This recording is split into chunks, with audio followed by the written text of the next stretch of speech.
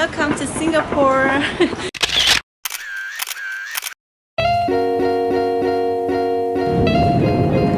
Google.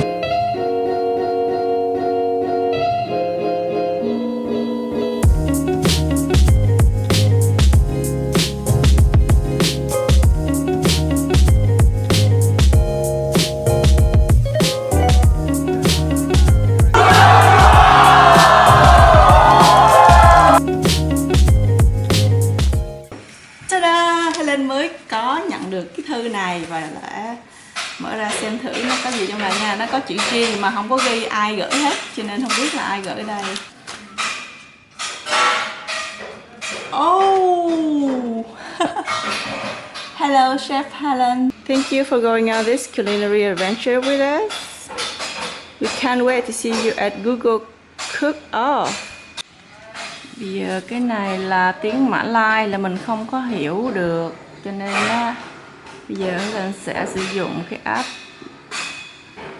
Google Translate, scan thử cái này để nó có dịch được không.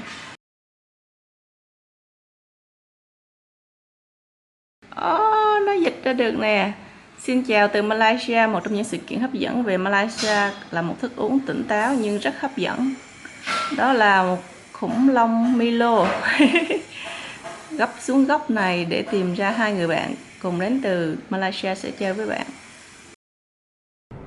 Bây giờ đang trên đường ra sân bay và phải chở anh này đi mẫu giáo rồi mới được đi ra sân bay. Phở say hi. Nhà giỏi nha, mà đi công tác mà mua quà về cho Phở nha. Ok, ôi giỏi quá. Giờ Phở đi học ha. Ok.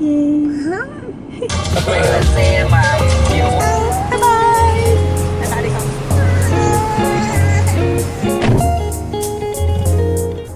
Welcome to Singapore. It feels like coming home when I'm come back here. I used to live here, 6 years. After that, for some reason, I have always been sent back here, like almost every year. Helen vừa mới xuống sân bay Changi và đang ở trên taxi để mà đi đến Google Office. Mọi người ở thành phố Hồ Chí Minh cũng là đoàn Việt Nam đã đến lúc 12 giờ trưa.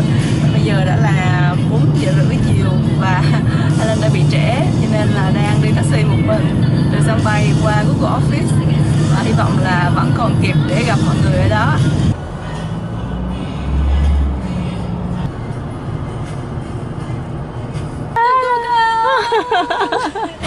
Hello chị.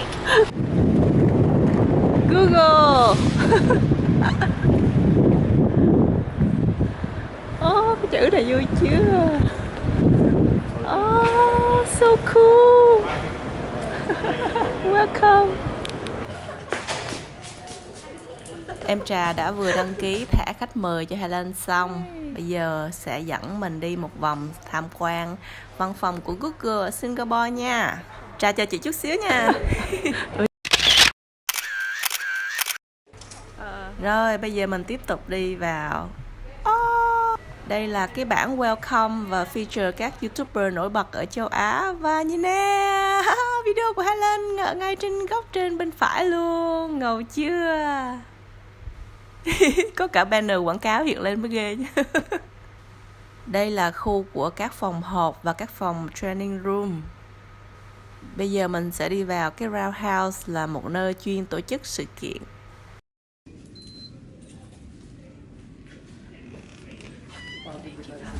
Mọi người đã có cái seminar từ đầu giờ chiều đến giờ để kiếm coi đồng đội của mình đang ở đâu. Chị Quỳnh ơi. Tú kìa.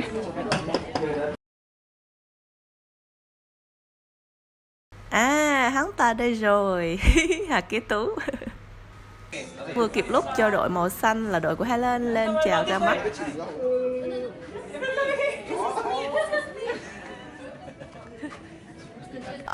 Nhìn nè, mọi người có thể tin được không? Mỗi người được tặng một con Pixel XL2. Trời, đúng là cầu được ước thái. Bây giờ đi khám phá Google Office tiếp nha. Đây là cái bảng Lego để mọi người có thể xếp tên của mình lên. Ta-da! Đây là tên Helen. I was here. Bao nhiêu tuổi? Cũng bị đuổi đi luôn. lên người. Yeah. Bây giờ là 5 giờ 30 chiều thứ Sáu và vừa kịp để chúng ta có thể tham dự vào TIGF, là một buổi tiệc party của các cái nhân viên của Google.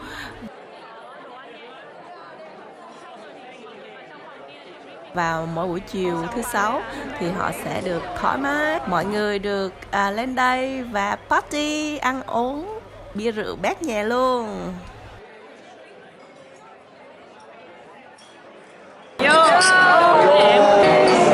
Hội nghị thủ lĩnh doanh nhân thành đạt đạt chỉ tiêu 500 triệu năm qua. Bây giờ chúng ta sẽ tiếp tục theo chân em Trà vào bộ phận YouTube. Ôi, công nhận luôn, trong này chỗ nào cũng đẹp, góc nào cũng sống ảo tốt luôn.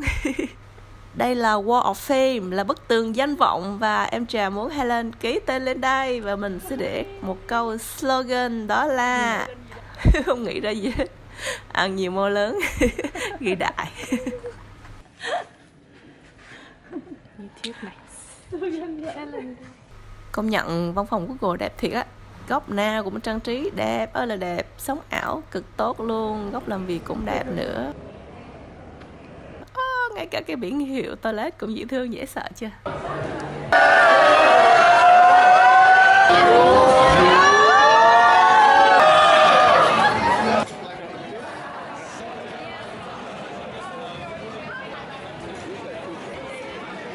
Vừa xong welcome party là 9 giờ, bây giờ mới được check in khách sạn.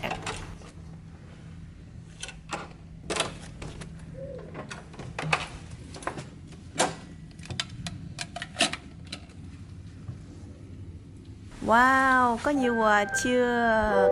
Có tập về nè, túi xách nè, dễ thương chưa? Hey Google, play some music. To play YouTube, you'll need a Chromecast or Cast-enabled TV linked to your account. How do I do that?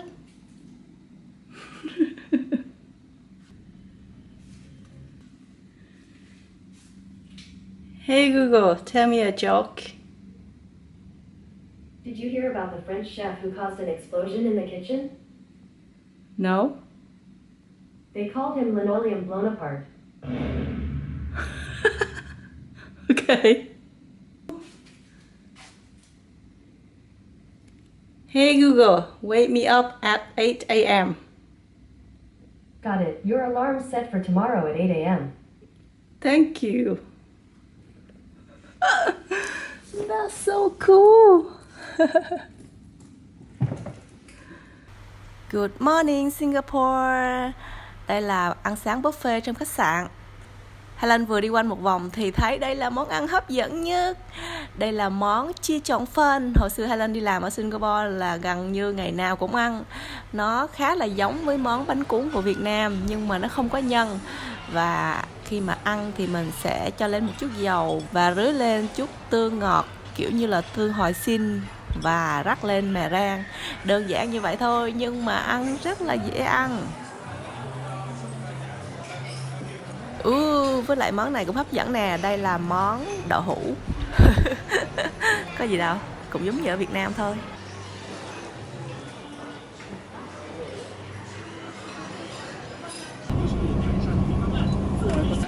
Chào các bạn, chúng ta đang đứng trước Citizen Farm, là một cái nhà trồng rau thôi chứ ở Singapore không kiếm được ra nông trại.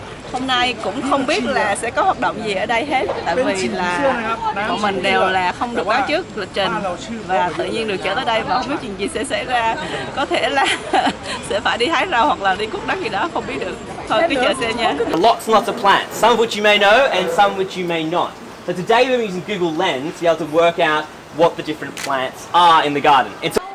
Thì ra đây là nơi chuyên trồng những cái loại rau mầm và rau cực nhỏ gọi là microgreens ở Singapore. Và ở đây thì đất đai rất là đắt đỏ. Thuê một cái căn hộ nhỏ thôi thì cũng đã tốn 1-2 đô một tháng. Cho nên là người ta đã trồng rau theo cái chiều dọc. Đây cũng là lần đầu tiên Helen khám phá ra cái công dụng vô cùng là tuyệt vời và hữu ích của cái app Google Lens. Mình bật cái app lên và mình cứ rờ vô cái màn hình như vậy là nó sẽ nhận ra được là cái cây này là cái cây gì luôn. Lợi hại ghê chưa? Mọi người biết cái này là cái gì không? Nhà nuôi ruồi. Trời ơi. 30%, yeah, that's right actually. We only eat 1/3 of all the food that we produce. 1/3 of it is wasted and 1/3 is fed to livestock. So what we do is we take all the food waste, we feed them to insects, which can produce protein and lipids for us. The insects can contain up to 40% protein or even 50% protein depending on how we treat them. We harvest them, we mill them and dry them, and we sell it as an animal feed and as a pet feed. And so we think that this is how the future of farming will be like. Trong công nghiệp thực phẩm thì người ta thống kê rằng là 1/3 cái số lượng nguyên liệu mà mình mua về sẽ bị lãng phí. Và ở đây người ta sẽ tận dụng cái đồ ăn thừa đó để mà nuôi những cái con ruồi hay là những con côn trùng như thế này. Sau đó người ta sẽ xay ra và làm đồ ăn ngược lại cho súc vật.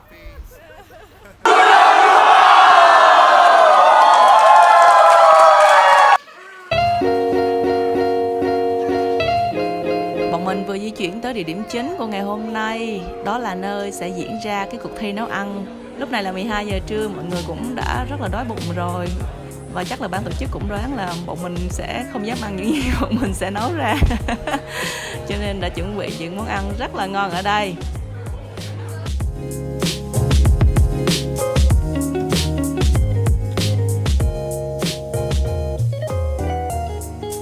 Nè, hãy xem đây. Đây là cách các food và travel blogger ăn trưa. Mỗi người trước mặt là đều có một cái camera, và khi ăn thì nó chỉ nói chuyện với camera thôi.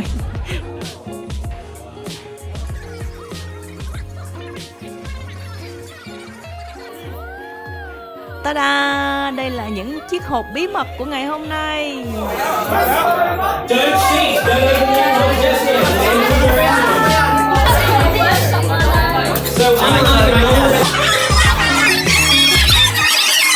Trong chiếc hộp bí mật màu xanh lá cây của đội Highland thì có gà, cà chua và khoai lang.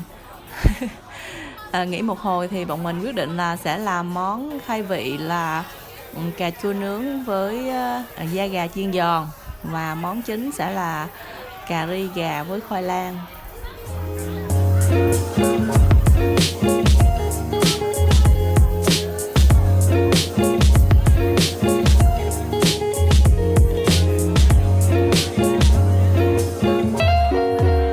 Toàn là các vlogger cho nên là mọi người nấu thì ít mà toàn là quay phim với livestream không à.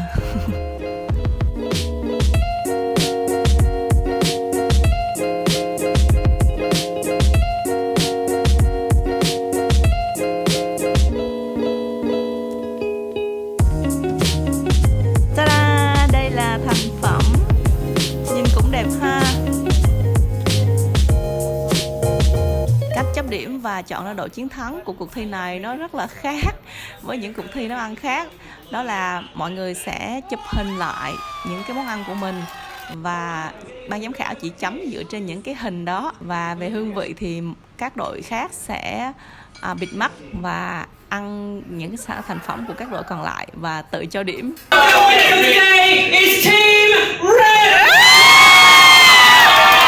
Bây giờ bọn mình đang ở vườn thú đêm của Singapore. We are on the train and we're going around night safari. Cách đây 15 năm thì Helen cũng đã từng đi cái vườn thú đêm này một lần và rất là ấn tượng, bởi vì mình được ngồi trên cái xe như thế này và nó chở mình đi quanh sở thú, và giữa mình và con thú là không có bất cứ kính hay là một cái rào cản nào hết. Tưởng tượng như là mình có thể chạm được đến con vật hoặc là nó có thể nhảy ra vô mình bất cứ lúc nào, nhưng mà không hiểu người ta làm bằng cách nào mà những cái con vật nó vẫn sống như trong cái cuộc sống của nó trong hoang dã, mà hoàn toàn không bị ảnh hưởng tới việc là bọn mình đang chạy xe xung quanh và ngắm bọn nó. Cũng rất là thú vị, nhưng mà thiệt tình là bây giờ rất là đói bụng luôn, mà không biết bây giờ mới được đi ăn nữa. Tiếp theo không biết mình sẽ được xem con thú nào đây. Trời ơi, con thú nào ở trong cái lều to quá vậy ta?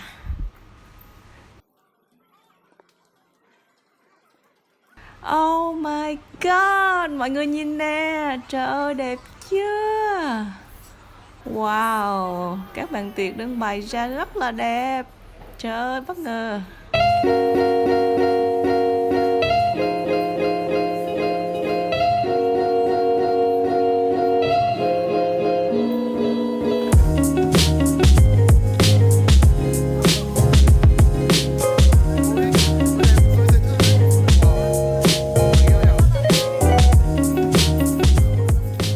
Wow, tối nay mình sẽ được ăn tối trong một nơi quá là lãng mạn, ở giữa một cái khu rừng hoang thú và ở trong một cái túp lều này bên ánh nến và rượu vang. Trời ơi, lãng mạn quá. Để coi thực đơn hôm nay có món gì nha.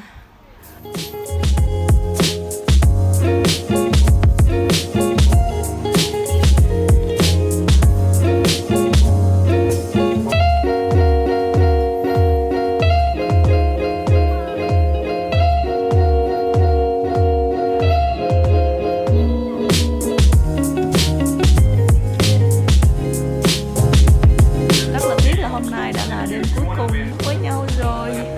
Sáng mai Helen phải ra sân bay từ rất sớm để bay về Đà Nẵng.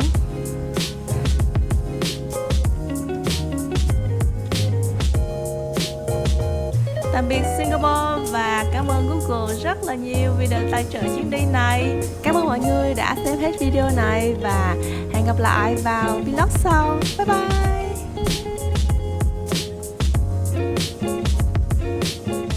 À, mọi người biết không, ở sân bay Changi Singapore nó có cả máy làm thủ tục xuất nhập cảnh tự động luôn. Cái này thì trước đây Helen cũng đã từng thấy rồi, nhưng mà tưởng là nó chỉ có sử dụng cho người Singapore và những người có thẻ xanh. Nhưng mà bây giờ mới phát hiện ra là nếu mà bạn là người nước ngoài, bạn vẫn sử dụng được, miễn là bạn không cần visa để đi đến cái nước mà bạn chuẩn bị đến. Thì mình hoàn toàn có thể scan cái hộ chiếu ở đây và nó mở cửa cho mình đi qua luôn, không cần phải đối mặt với lại nhân viên xuất nhập cảnh như mọi khi nữa.